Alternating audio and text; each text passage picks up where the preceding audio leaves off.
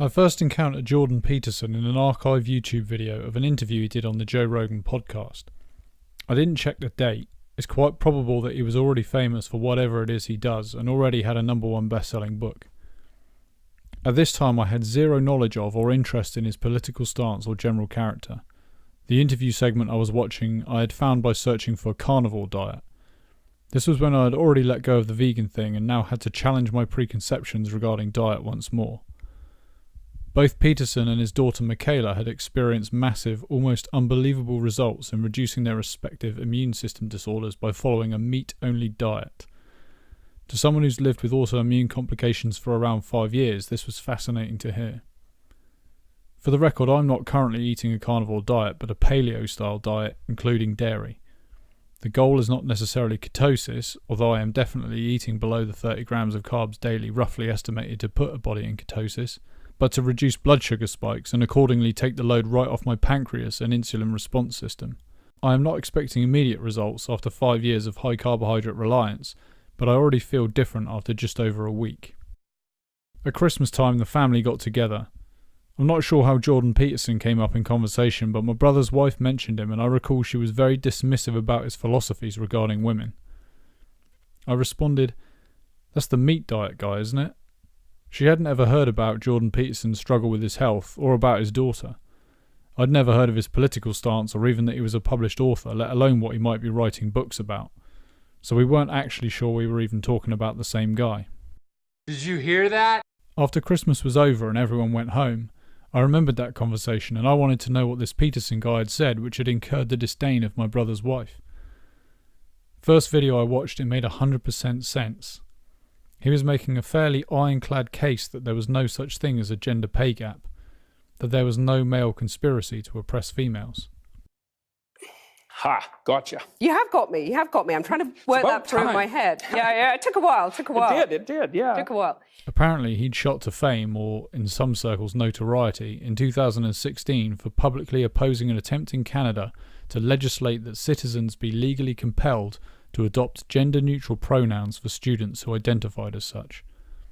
In interview after interview, people were asking Peterson why he thought hate speech was okay, and in interview after interview he was calmly, for the most part, explaining how he didn't think that at all. What he objected to was the first attempt in history by a Western government to make a law dictating how someone must speak in public.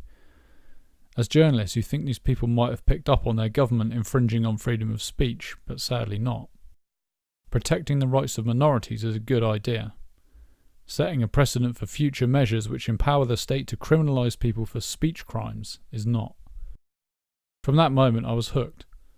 Peterson is some kind of psychologist and also a professor of psychology, and he's absolutely not limited to gender-neutral pronouns and freedom of speech. You can easily find videos of him discussing just about any topic you care to mention. That's pure narcissism at work, by the way.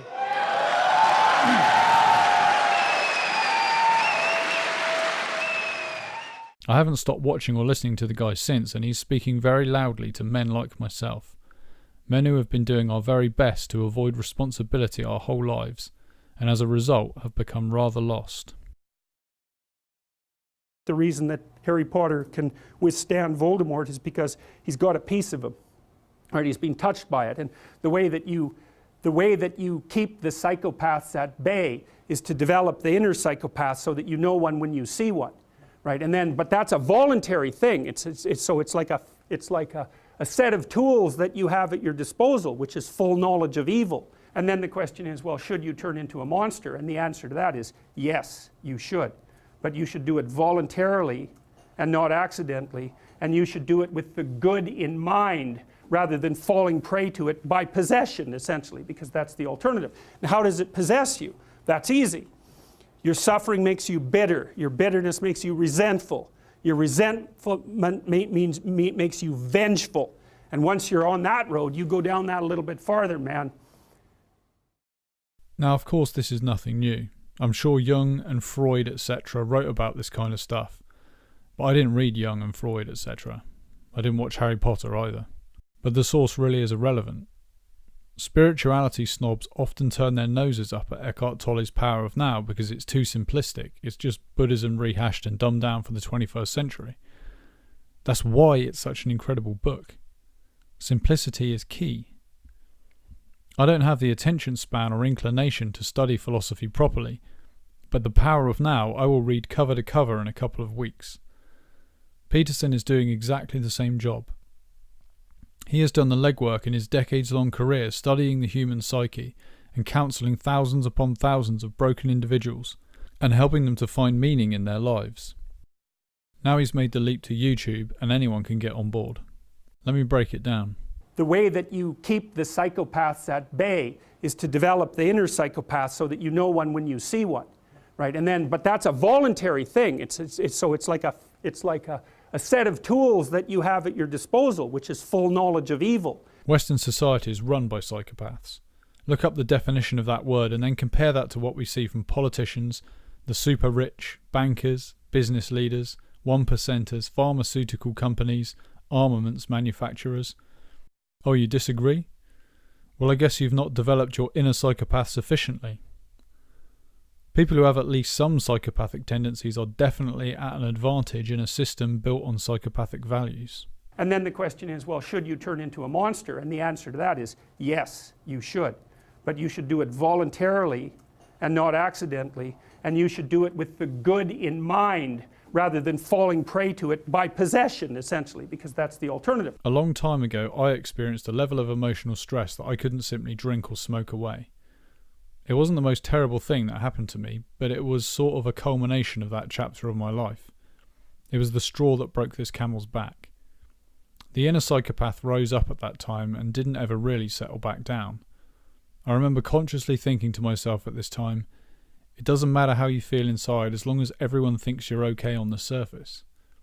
I remember feeling that I was sliding off a precipice and it was kind of useless to resist, and even then I knew that this period of alienation and pain was ultimately going to be beneficial. Now, how does it possess you? That's easy. Your suffering makes you bitter. Your bitterness makes you resentful.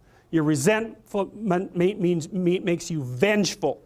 And once you're on that road, you go down that a little bit farther, man. I've lost a lot of friends. Actually, most friendships I just stopped maintaining. Some couldn't stand how I'd changed and left of their own accord. Some I fell out with or became exceedingly distrustful of. I became very ill with what doctors called psoriasis, and when I realised the absolute futility of allopathic treatment, I embarked on a quest to heal the root cause of this thing, which saw me make many lifestyle changes, most of which have stuck to this very day. I've tried more conventional and unconventional approaches than anyone in my immediate circle, and I'm still working at it. I have been a monster. I have been possessed. I have at times given in to bitterness and resentment. But through abstention from the things which I once would have used to numb myself, I've become familiar with my lower nature. I have at least partially isolated myself to fully experience what it means to be these things, and ultimately to transmute my pain into something more useful. Now, the reason Jordan Peterson has shot to fame and is held in such high regard by so many followers is that his message is not just focused on men like myself, or even just on men at all. There are so many people from all walks of life, men and women, who are commenting on the YouTube videos I've seen, and whatever he has tapped into, it is a source of positivity for most of us, it seems. Let me know if Jordan Peterson's words have touched you as they have me.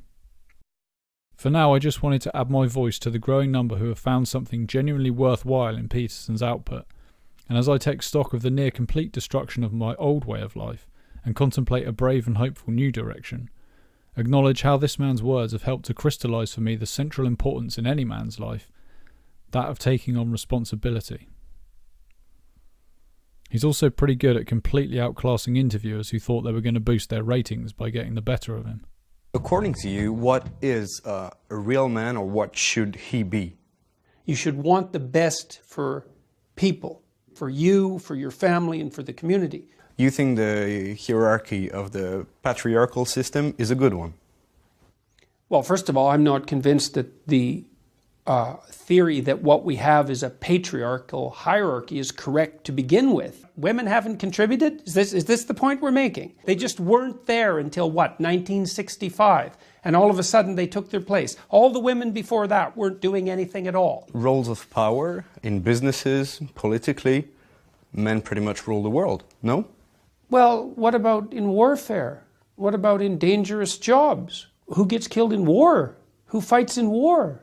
What is the issue with feminists nowadays? The insistence that sex, gender identity, and gender expression are social constructions. The insistence upon that. The insistence that if there are any differences in outcome, that's a consequence of oppression. That's what's up with them. Even though there were still huge inequalities. What inequalities are we talking about precisely? Talking about wages. Women and men who do the same job, the women end up getting paid less? Yes. And you control for everything else? No, sorry. There's at least 16 reasons why men get paid more than women.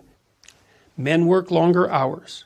Men work in more dangerous positions. Men are more likely to move as a consequence of being required to by their job. Wait, there's more. They're more likely to work in STEM fields. They're more likely to work in fields where you can scale. If you look and you say, well, on average, women make less money than men, which is also different than saying that they make less for doing the same work, because those aren't the same claims, then you have to say, well, what are the reasons that are contributing to that? You can't just say, well, it's a consequence of gender discrimination. You said in an interview that to stop harassment in the workplace, a good start would be women stopping wearing lipstick. No, I didn't say that. When the Maoists took over China, they had men and women wear the same uniform, no makeup, same haircuts. Why? To eliminate all of that.